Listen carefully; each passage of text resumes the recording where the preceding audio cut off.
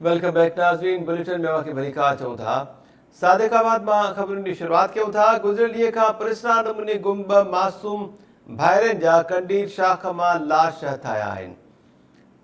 8 वरनि जो हबीब ऐं 11 वरनि जो मोहम्मद हनीफ रांदि खेॾण जे लाइ घरां निकिरण बाद वापसि न मोटिया।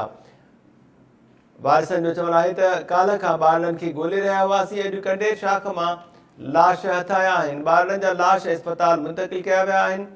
पुलिस इन मामले जी वधीक जांच करे रही आहे।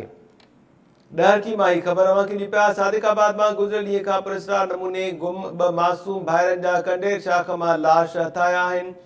वारिसनि जो चवणु आहे त 8 वरनि जो हबीब ऐं 11 वरनि जो मोहम्मद हनीफ रांदि खेॾण जे लाइ घरां निकिरण बाद वापसि न आया। वारिसनि जो चवणु आहे त काल्ह खां ॿारनि खे ॻोल्हे रहिया हुआसीं। अॼु कंडेर शाख मां लाश हथाया आहिनि। तफ़सील मालूम कयूं था टाइम न्यूज़ के रिपोर्टर आज़म सोरियानी का। आज़म, छा तफ़सील आहे हिन वटि?